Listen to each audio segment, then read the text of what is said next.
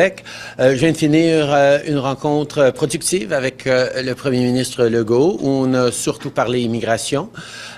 J'ai souligné tout d'abord que c'est une très bonne chose qu'on soit arrivé à une entente sur les 750 millions de dollars qu'on va octroyer au Québec pour l'aide avec les dépenses qu'ils ont eues par rapport aux demandeurs d'asile et à l'immigration temporaire.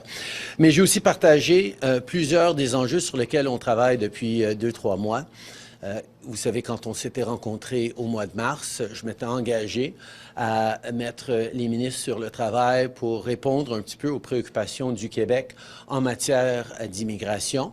Et il y avait 2 gros dossiers là-dessus, surtout par rapport aux demandeurs d'asile qui revenaient souvent, une préoccupation de M. Legault.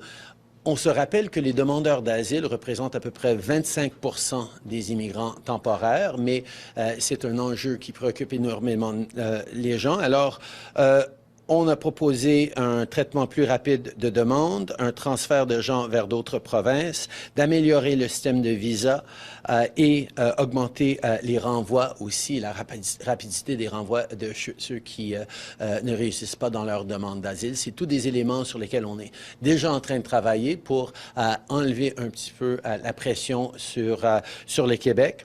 On parle aussi de meilleure intégration des demandeurs d'asile, en accélérant l'octroi du permis de travail, en s'assurant que dans l'octroi d'un EIMT,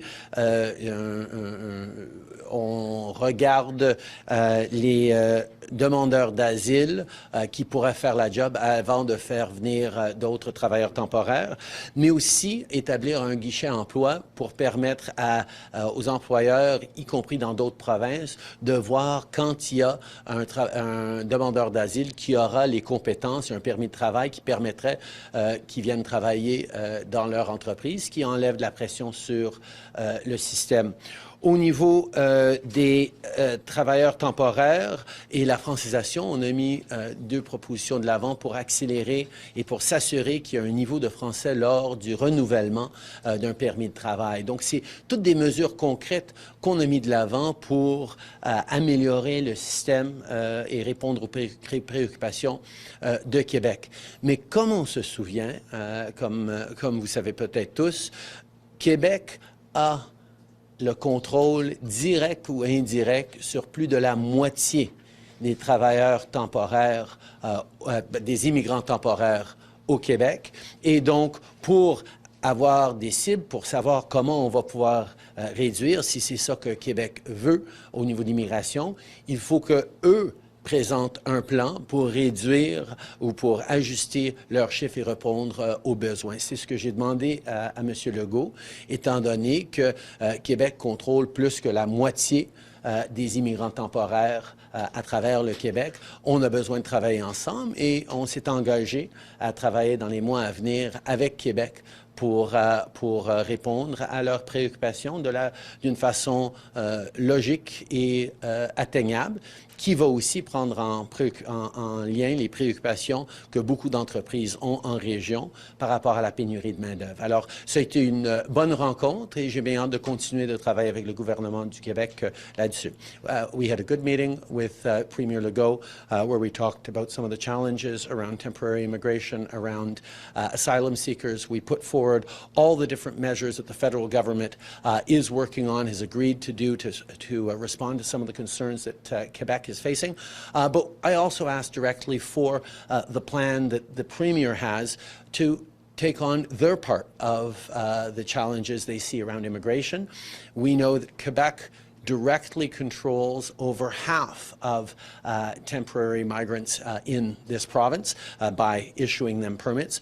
We wanted to know what their plan is to address and to adjust those permits in a way that is responsible so that we can make sure we continue to grow the economy and respond to the labor shortages while ensuring the right absorption capacity for the province. Alors, it was a good meeting. I look forward to continuing to work with the Premier. Merci. Bonjour, Mathieu Goyer de Radio-Canada. François Legault ressort quand même déçu de sa rencontre avec vous parce qu'il dit que vous n'avez pas de cible de 50 %, pas d'échéancier non plus concret. Pourquoi vous n'êtes pas en mesure maintenant de mettre une cible claire, mesurée, avec un échéancier pour réduire le nombre de demandeurs d'asile au Québec? Bien, tout d'abord, je me suis engagé à ce qu'on allait continuer de travailler ensemble parce qu'on sait qu'on doit réduire les travailleurs temporaires, les immigrants temporaires à l'échelle du pays. Il y a eu une augmentation trop forte dans plusieurs catégories qui met de la pression sur notre pays au complet et on a mis de l'avant des solutions concrètes pour pouvoir réduire.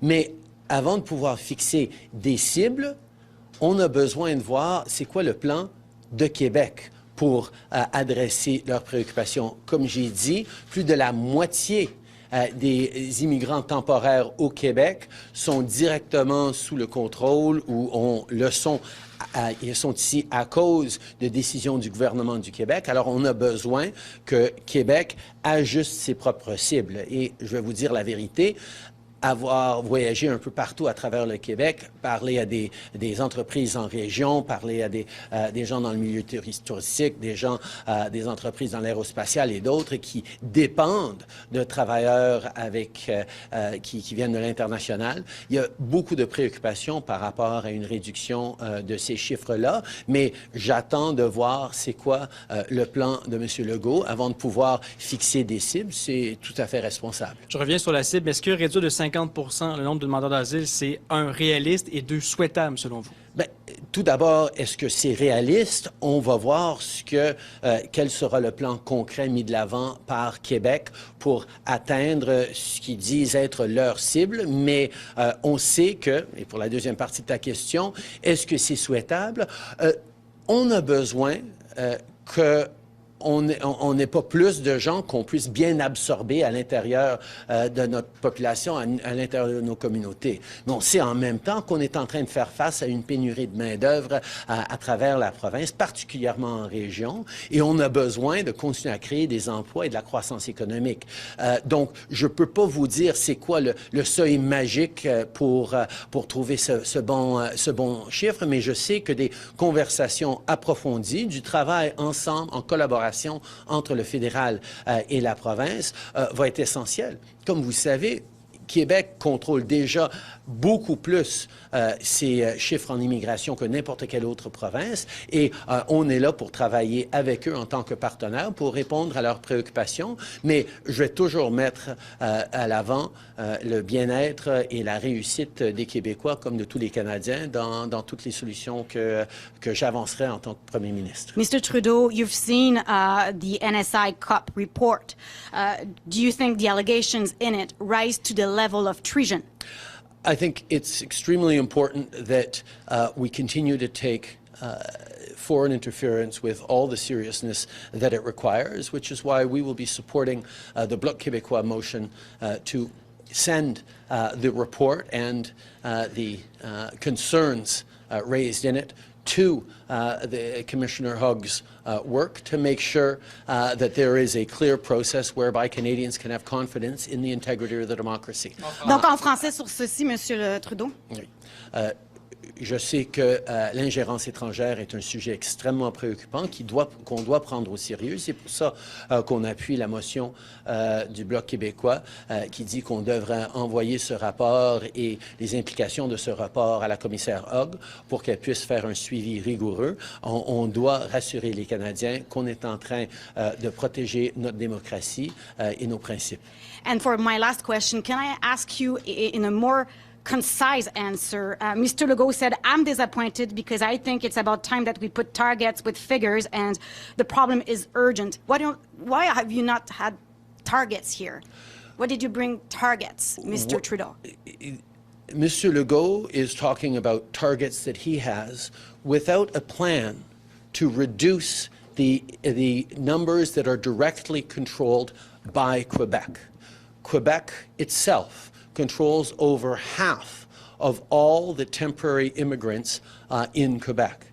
They need to come forward with a proposal. We've come forward with a number of measures that we are taking on, that we are doing to address some of the concerns that Quebec has. And if they want to do more, well, we need to do it together because Quebec and the federal government share a responsibility for immigration in this province. And therefore, we're looking forward to hearing his specific goals and what sectors he will be reducing or adjusting the numbers in before we know what that's going to look like in the coming months. We need to do things that are responsible in a responsible way. And that means understanding where the actual levers are and what each party is willing to do. Comment vous avez reçu la déclaration solennelle de M. Legault vendredi? Il parlait également d'immigration et qui vous accuse de faire de l'ingérence continuelle dans les compétences du Québec. Je comprends qu'il y a un contexte un peu particulier à l'Assemblée nationale ces jours-ci avec la montée du PQ. Je comprends que M. Legault est en train de répondre à des exigences politiques. Moi, ma perspective, c'est que je suis là pour travailler main dans la main avec le gouvernement du Québec pour livrer sur les préoccupations des Québécois, que ce soit en matière de logement. J'ai eu une bonne rencontre ce matin avec des acteurs dans le milieu du logement. J'en ai parlé d'ailleurs avec M. Legault brièvement pendant cette rencontre. On est là pour créer des investissements pour des bons emplois dans une économie plus verte. On est là pour travailler ensemble sur les enjeux liés à l'immigration. Moi, à part la politique, ce qui se passe à l'Assemblée nationale, je serai toujours là pour travailler main dans la main de façon constructive pour le bien-être des Québécois. Êtes-vous inquiet pour la montée de la droite en France? Nous voyons dans toutes les démocraties à travers le monde plus de pression d'une droite populiste qui n'offre pas énormément de solutions, mais qui est en train de mobiliser la colère, la peur, la frustration des fois. Mon approche, c'est toujours de proposer des solutions concrètes plutôt que simplement d'amplifier la colère. D'autres choisissent d'essayer de l'instrumentaliser. Mon approche sera toujours de m'attendre à ce que les Québécois et les Canadiens soient raisonnables dans leur réflexion et ambitieux pour l'avenir qu'on peut bâtir ensemble avec du travail acharné. En anglais, s'il vous plaît, pour celle-ci, pour mes collègues de la CP. We have seen around the world a rise of populist right-wing forces in just about every democracy that we've seen.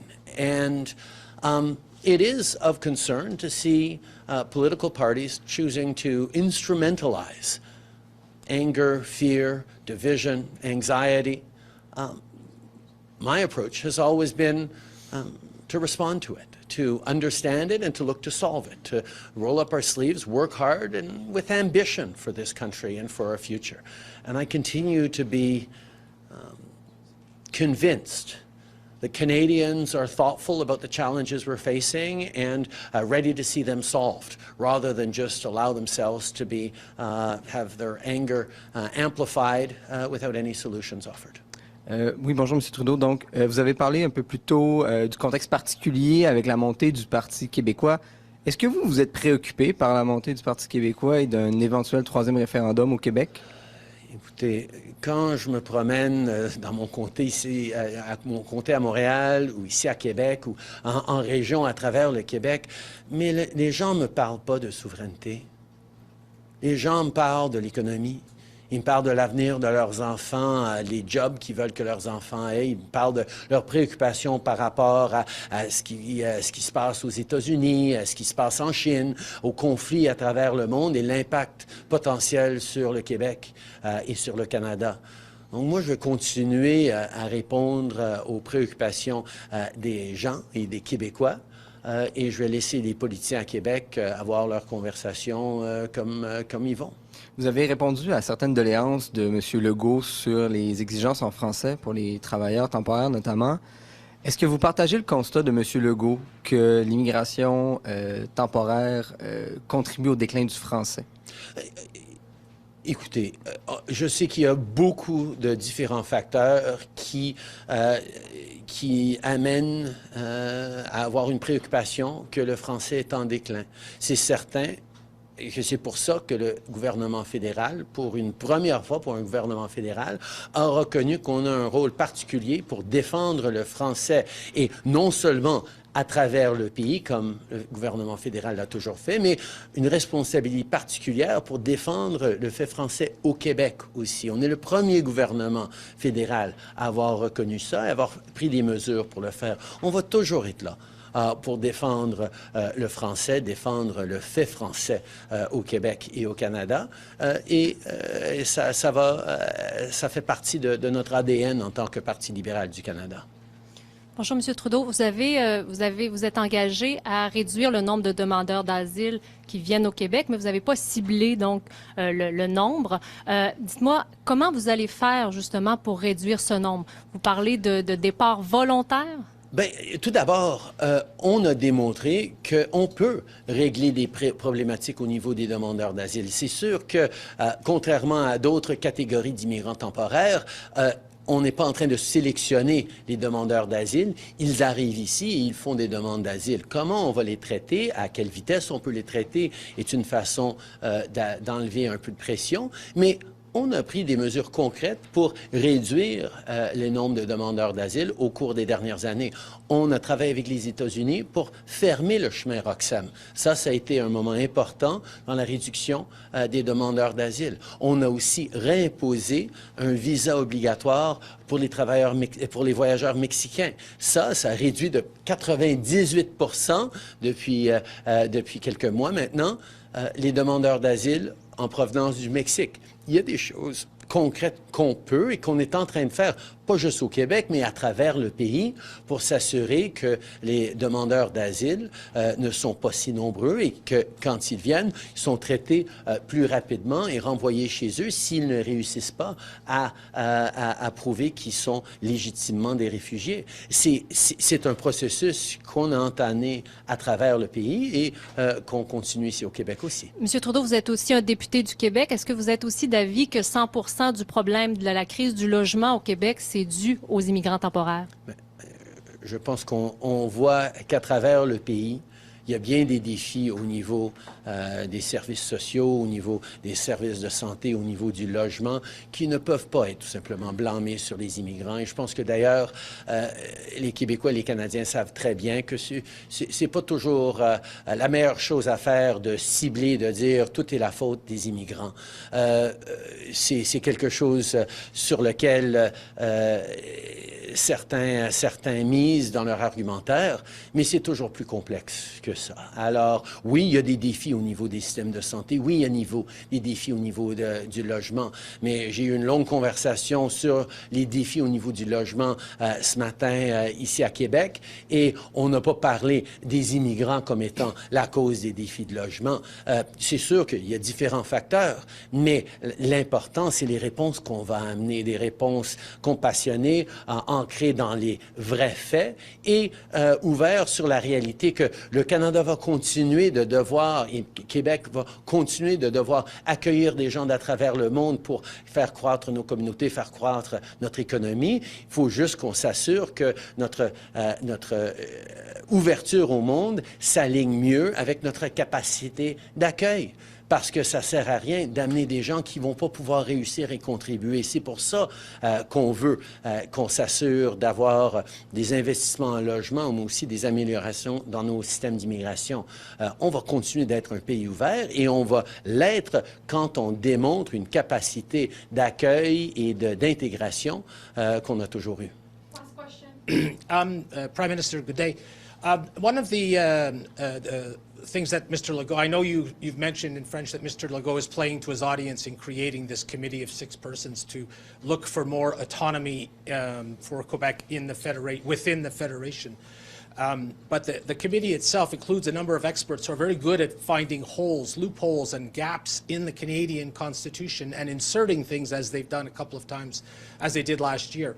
How bulletproof is the Constitution for people that want to challenge it and look for ways to get into it and affirm Quebec's rights within the Constitution? I think it's one of the richnesses of a federation and a constitution that people can have really robust conversations about how we improve our democracy, how we improve our country, and have real conversations about how to better meet the needs of today. So there's nothing inherently threatening about a province deciding to look at ways of improving our democracy.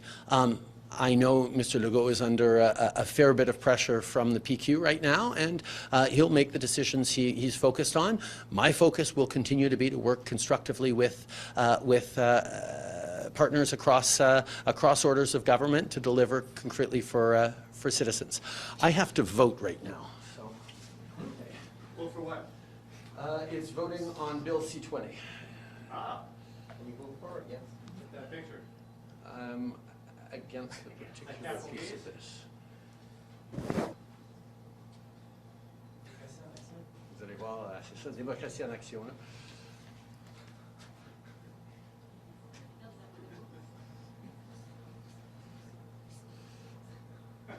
C'est pas un selfie, c'est un logiciel de reconnaissance qui nous permet de voter à travers le pays à la Chambre des communes. Don't forget your password. Ça, c'est fait. Voilà. Merci. Merci beaucoup tout le monde. Vous avez no follow-up? OK. No follow-up. À gauche, monsieur.